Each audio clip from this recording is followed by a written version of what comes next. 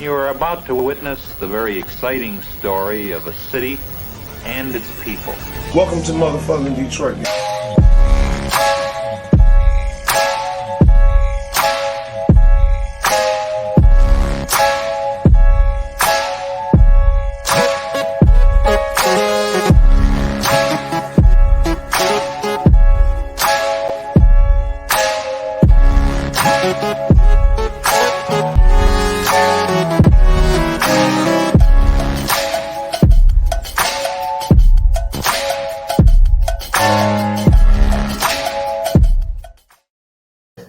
What up, though? What up, though? This is Detroit Mayor with another no name podcast broadcast, if you will.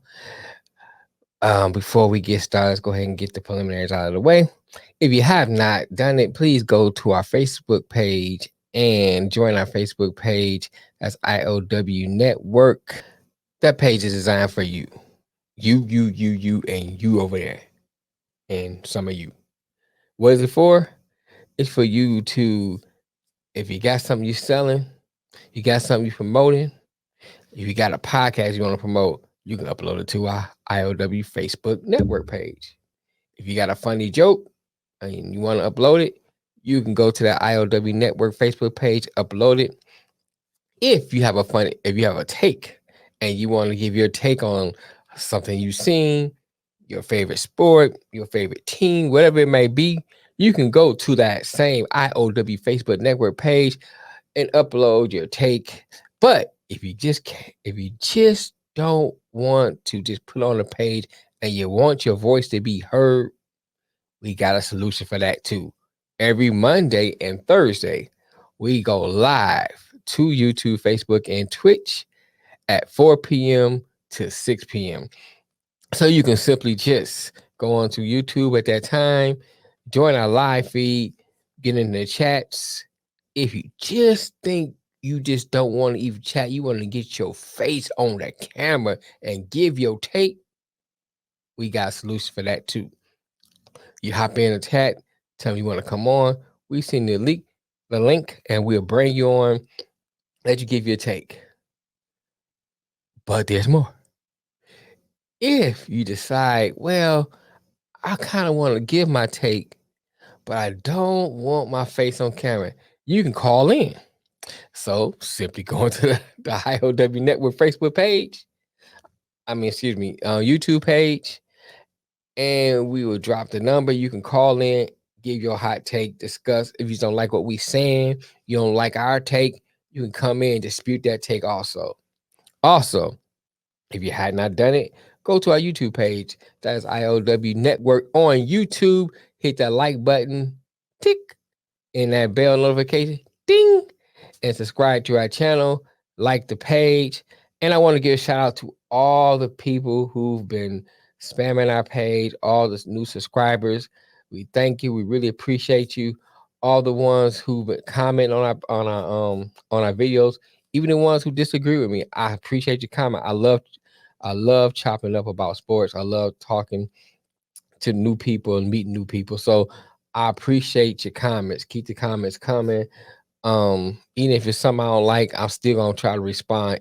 At the very least, I give you a thumbs up. You know what I'm saying? But I do try to respond to most of the comments some kind of way. I don't mind you disagree on my take. I don't know everything. I'm giving you my personal opinion, my personal take. So I do appreciate the people who comment. Also, we have our pick'em coming up, our football pick'em. This is our third annual football pick'em, and I'm gonna let Lamar explain that to you.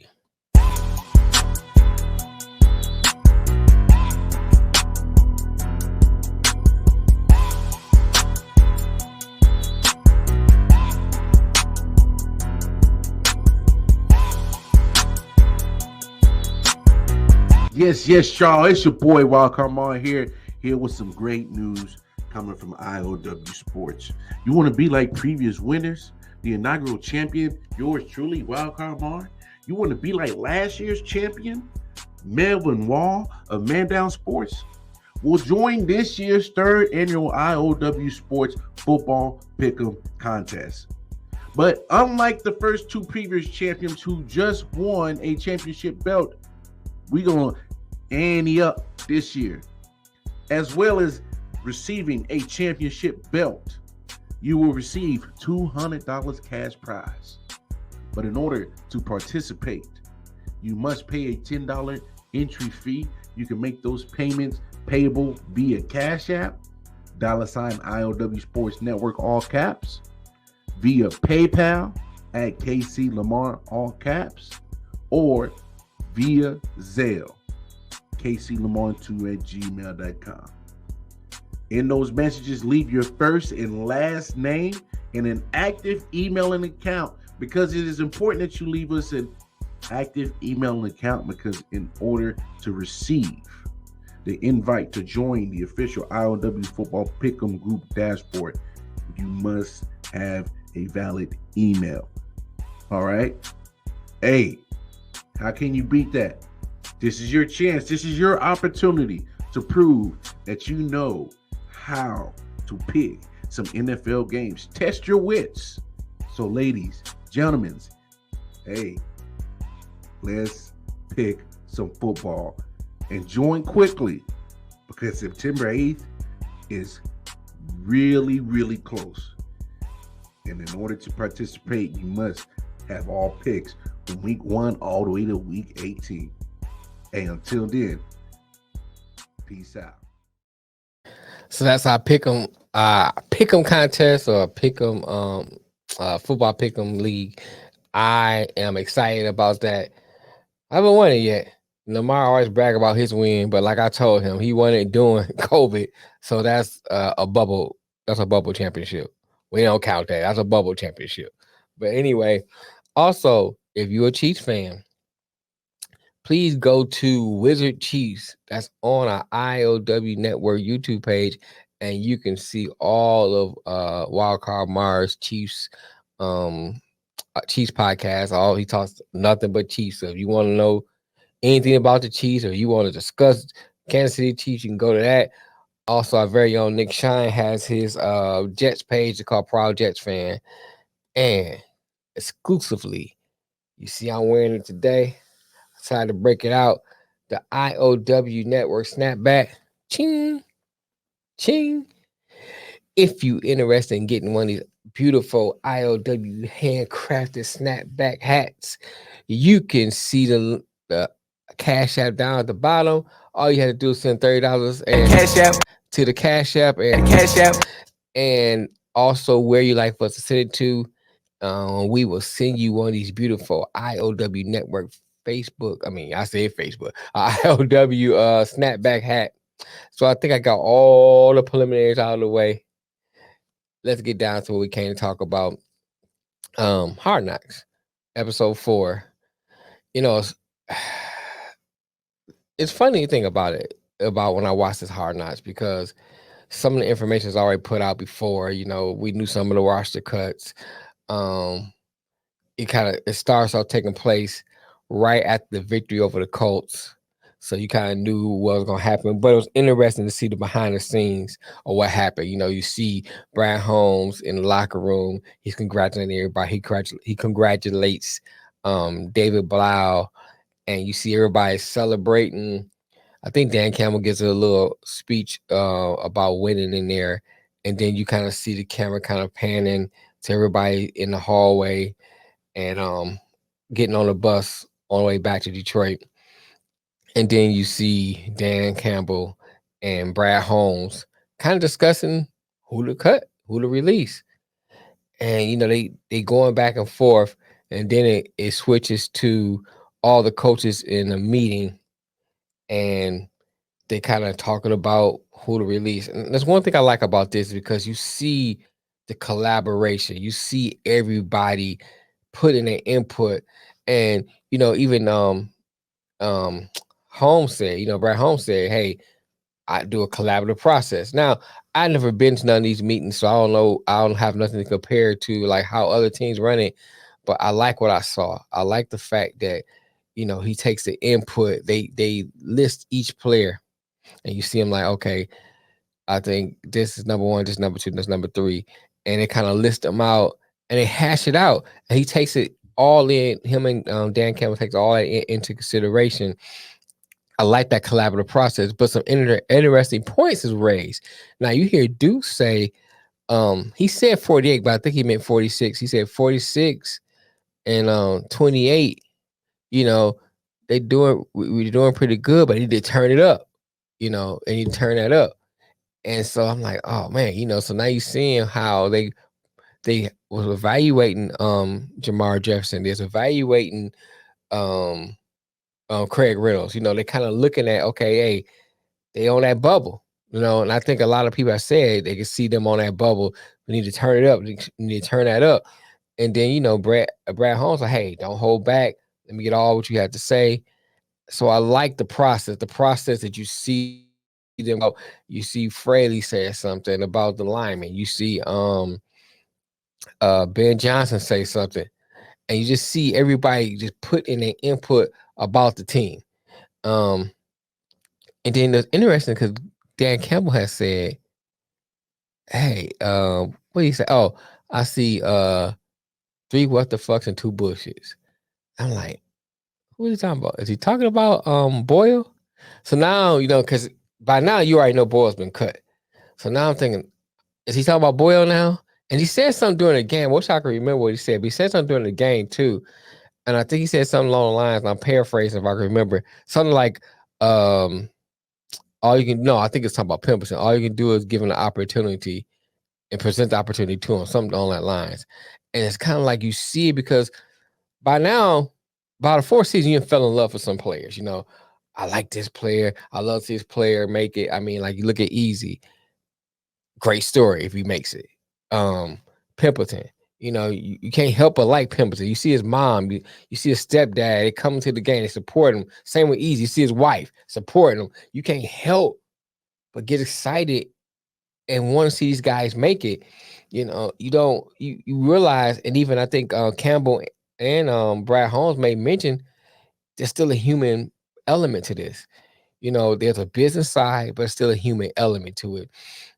And then, you know, Ben Johnson, he has said, what did he say? He said Jay needs to more reps and develop trust. I'm like, well, who's he talking about? You know, is he talking about some of the receivers that's on a bubble? And so so you see the mind and the wheels start to turn in these meetings. So I'm really interested into like who they talking about. So it draws you in. Man, let me tell you so HBO know what they're doing. HBO knows what they're doing. It's like they got the right focus, the right camera shot, you know, giving you just a little bit of information to make you wonder who are they talking about. Even though, and they know, because they know that this is out after the cut's been out. And so now you're starting to be intrigued. Even when they switched to the board, when you saw Campbell and Holmes in the office the first time, you know, they blur their names out. So now you kind of wonder, like, okay, who are they they talking about? All you hear is saying, what about this one? What about that one? What about this one? You're like, well, who they talking? I want to know who they talking about because I want to see the whole process, you know. And then it goes back to Dan Campbell and Holmes sitting in the office, like they're pulling an all-nighter, you know, and they hashing out, okay, like, let's see, what about this person? And what do you think about this person? And it go back and forth, And the one thing I noticed, the one thing I wanted to say about this is you can see the humility in each of these coaches. You see humility in Brad Holmes, but you still know he's in charge. And I think that's big when you talk about leadership. I think that's big when you're talking about leading men, you know, because and that goes back, I think, to the first episode when Duke was talking about, hey, you know, I can tell this man I love him, but we out on the field, I'm trying to beat him. You know, you see that. And that's one thing I say, that thing, the same thing keeps going on and on throughout the Hard Knocks. And they show it in their action. They show it in what they say. They showing what they did. You know, this is Matt Patricia and Bob Quinn. You would have seen that. You know, Matt Patricia, I'm the smartest man in the room, you know. He wants to show he's the smartest man in the room. Where, Dan Campbell embraces people thinking he's a meathead. He embraces that. And that's what I like about this regime. It's different. And it's easy to get behind them because now you see a different. Now, I said it before, it has to translate into wins. So it's not that I'm not foolish for saying, okay, I'm just sucking up the Kool-Aid, and getting fat off the Kool-Aid and not understanding it has to translate into wins. Because even Campbell said it. He said, hey, I gotta win still. No matter what I say or what I do, I still have to win. But you pull for them. You can see how other people outside of Detroit are pulling for them because they're intriguing. They draw you in. I like the fact that I like the fact that Campbell uses the player-led practice as part of the evaluation. He kind of stepped back and said, okay, look, I'm going to see who gets it. I'm going to see who's really been paying attention in practice. I'm going to see who can be a leader. Because you think about it, the players are an extension of the coach. And they can put all this information in you as far as the plays, techniques, schemes, all that into you. But once you're on that field, the coach is on the field with you. So you have to retain all of that. And then someone has to be, like the linebacker, the quarterback of the defense. But then there's like the safety. It's like it has to be a leader amongst the safeties because y'all have to communicate. It has to be a leader amongst the D line because y'all have to communicate. So you can see who steps up to be leaders. You see Frank, I think it was Frank Ragnow, he giving instruction to practice. But the one thing I liked is that exchange between Blau and Jared Goff. It was kind of like in a joking matter when they was talking about, oh, we don't need any coaches. We don't need any coaches. And then Blau says, what did Blau say? Oh, Blau says, the credit goes to the man who gives blood, sweat, and tears, not to the one who drinks coffee in the office in the AC. And here's HBO using that brilliance. They use that transition and him using the AC and say, speaking of AC, Jared Goff needs AC to cool off. And you're showing how he's, excelling in practice. He was the hot thing in practice, the hot man in practice. And then you see Mark Brunell excited. He's talking about Jared Goff. Then it pans to Jared Goff throwing this nice out route to, I think it was DJ Chark, where only DJ Chark can get it. It was a beautiful pass, threw it out to the sideline, only he can get away from the defender. I like it for a couple of reasons. One, it was brilliant by HBO. Me, who loves film and loves cinematography, I like how they kind of put that in there and kind of blend in, show the transition. Then it shows you that Jared Goff is improving. And you know how I know he's improving? Because he said this one key thing. Dan Campbell and him was standing on the sideline and Dan just doing a part. They're talking about how you been hot in the AC thing. And Dan Campbell, said to him, hey man, you're doing good. And Campbell said, I think it was they said made mention of one receiver he threw it to. And Campbell's like, no, it's Chart, it's Werner's, it's Armand. He called St. Brown. It's St. Brown. He's saying you have a chemistry to all of them. And then here's the key. Jared Goff said, you give me confidence. That's the key right there. He said, you give me confidence. And this goes back to the video I had made mention when Swifty was talking about how Dan Campbell is trash. I said, but the one thing you notice when when Jared Goff, he said Jared Goff is trash. I'm sorry. The one thing you notice when Goff started to decline, you know why? It was when his confidence was broken. Sean McVay didn't do anything to help build his confidence. Now, we can argue whether or not, a coach should do that or not, whatever, because some people say, well, you don't have to baby him, all that stuff. It doesn't matter. My thing is like, to me, when you talk about leadership, you know each one of your players and you deal with them accordingly. I think about my kids, and I'm not comparing men to kids, but with my kids, I discipline one different than I discipline another because what might work for one might need to be just put on punishment, while other might need for me to sit and talk to them because they think analytically, and they need for me to kind of sit and and talk to them and tell them certain things where they understand it, and that's more of a punishment and a learning tool for them. Well, other one you put on punishment and they'll learn through that because they like, oh, I ain't trying to be on punishment again. So as a leader, you gotta recognize certain things in the men that you're leading. And Dan Campbell understood if I can build his confidence and give him weapons, I can get something out of him. And I think this year you're gonna see that in Jared Goff. This confidence is there. He's gonna pull something out of him. Now, is Jared Goff gonna be Joe Montana? No. Is Jared Goff gonna be Patrick Mahomes? No. But I always say Trent Dilfer won a Super Bowl. He ain't the greatest quarterback in the world. So you look at that, and I think that's you're gonna see. All you have to do is keep putting pieces around them. Then let's talk about AG. I like the fieriness in AG, man. When he was giving that speech to his defense, and it's like how we losing to the offense. We losing to the offense. A couple F-bombs was dropped. Well, not a couple, a lot of F-bombs was dropped in that. But he's like, we losing to the defense. And he's putting that across. And then they contrast that with Ben Johnson.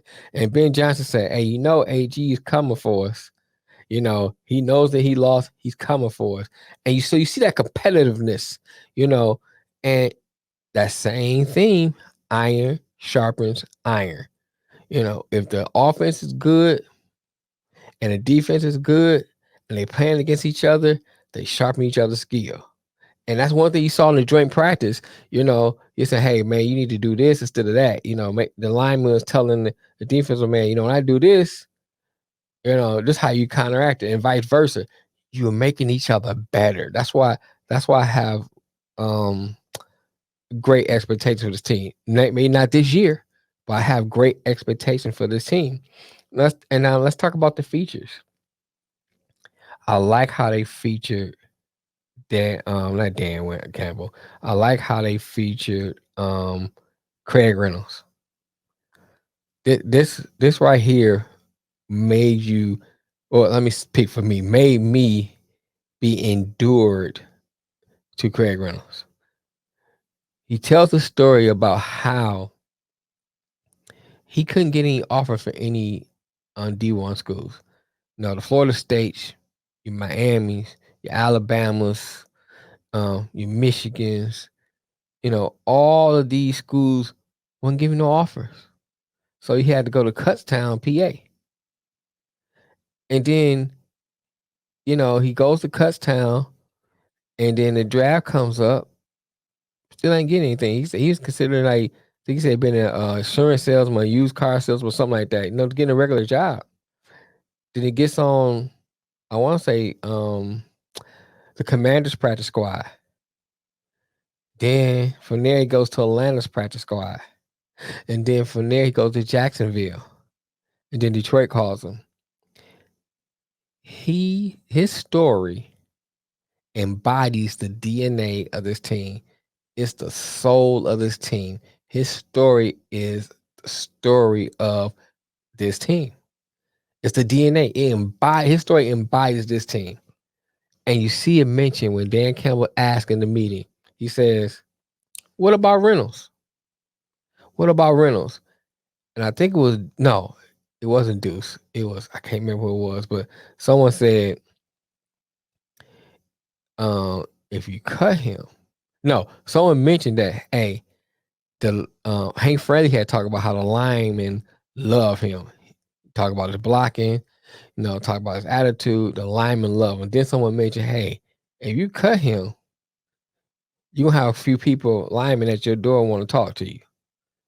And then Dan Campbell has said too, also in that same meeting, we know we have a Craig. We know we have one. We don't need to see much of him. So and then Deuce had also mentioned in the meeting, I think it was this or a previous meeting, he said our first two are already solidified. We already know that Williams is solidified, his position solidified, and we know that Swift's position is solidified. We know that already solidified. So then if you hear that, and then you see, hey, we know we have a Craig. So to me, it's telling you that Craig was the closer to being number 3 than it was with Justin Jackson or Jamar, because they was kind of already kind of like right there. So you see that feature of Craig Reynolds. Also with Craig too, you see his relationship with his father. Here's what I want to say. The one thing I noticed with this Hard Knocks is you see a lot of fathers being involved in their son's life. You see it with St. Brown. You see it with Reynolds. And you see it to a degree with Pimpleton because the stepfather's there. You know, you hear that story about men not being in the household, but you see and hear at least 3 fathers that was here in their lives pushing them. And you see in the Pittsburgh game when Reynolds gives the kid a towel, and at the end of the game, his dad said, "You know what I'm most proud of? You gave him that towel and you made his day because it was his birthday." And that was the opposite team. Then what that speaks to, it goes back to Campbell talking about them being in a hotel and how the hotel in Pittsburgh was saying how classy this team is. You know, you could be tough on the field, but off the field, you still exuberate class. You got to love that. And then I like how you see Blau. And I got a lot of respect for Blau after seeing this right here. He was getting his head bashed in. But Easy was letting his head get bashed in. And I think at one time he went to go pick him up, and I think he kind of knows it was him. He got up, "Nah, I'm good." He's like, "Come on, man, come on," you know. And you see him limping, you see him with a gimp, and just like he gets back in and gets goals. Like when he talk about leave everything on the field, he left everything on the field.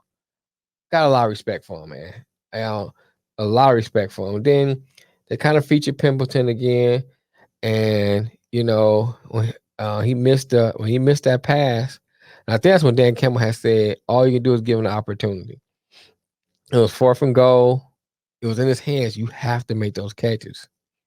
You have to, especially when you're on the bubble. You have to make those catches. And one thing you can speak to is how everybody came over and tried to encourage him, and he's like, "It's not all right."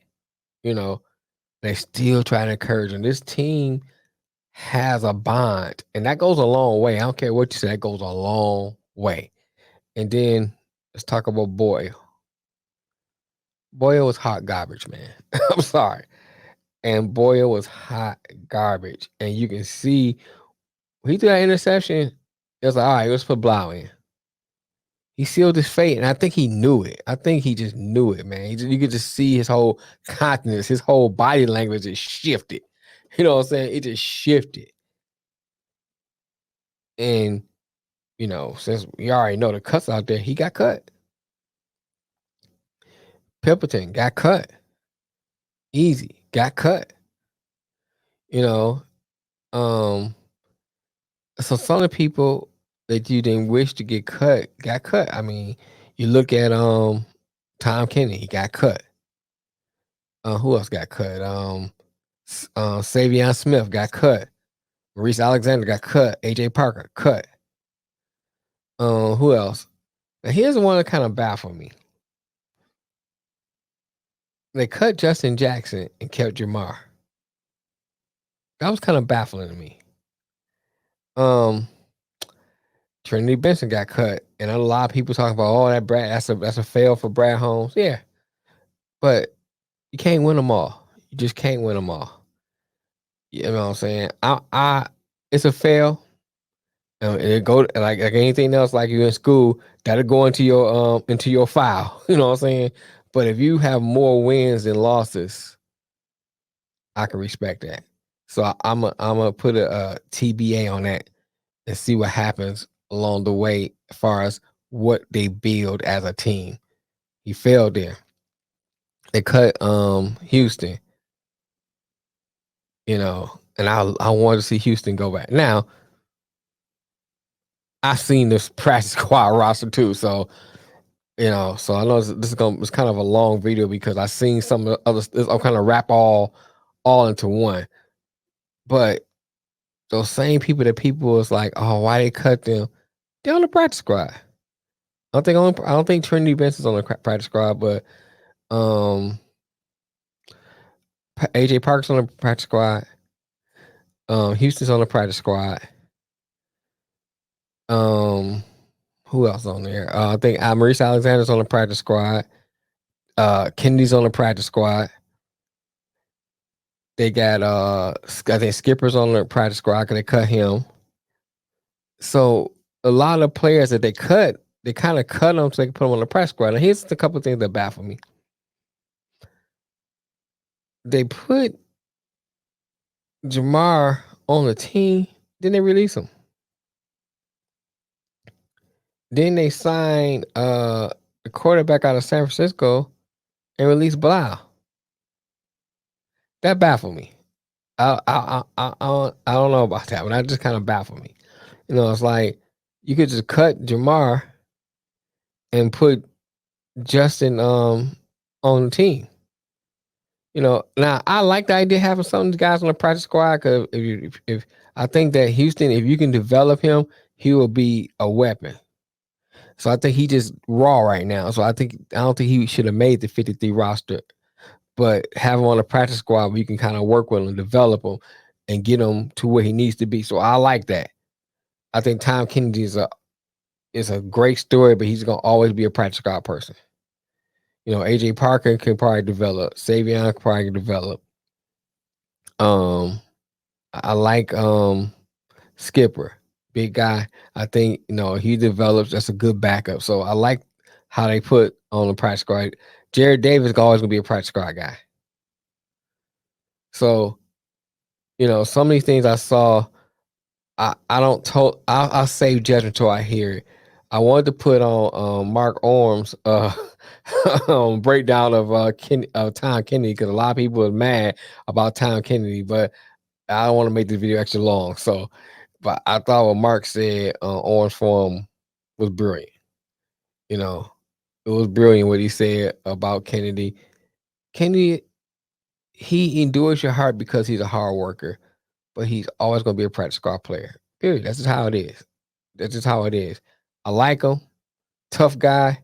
Does all the right things, but he's always going to be a practice squad guy. But anyway, that's it. I just wanted to do this video real quick. I know it's a little longer than usual, but I wanted to kind of roll some of the cuts in, some of the things I saw with the Hard Knocks. I might do another video about get more in depth about the cuts and what I think about the cuts and everything and the practice squad people. But I'm waiting to see some more information because it's steady trying to shake out some things on the roster. Hope they pick up a linebacker and along the way. But I'm gonna wait and see. So hopefully another few days you get some more information. I'll go ahead and do another video about that. But like I said before, if you haven't subscribed, please go to our Facebook. I keep saying Facebook. Please go to our YouTube page and subscribe. Hit that notification button. I said it before. We're trying to build something good here. I'm telling you, if you want to be a part of something great, and you want to join the network, give us a call. If you just want to, see more videos kicked out, subscribe. Help us to grow. YouTube is one of the places where it is led by you guys. You guys help us to grow. And so, if it's just if you like what we got, hit the subscribe button. We kick out more videos for it as to go from me, Lamar, Nick. Also, every Monday and Thursday at 4 p.m., all of us be together. It's a whole different show.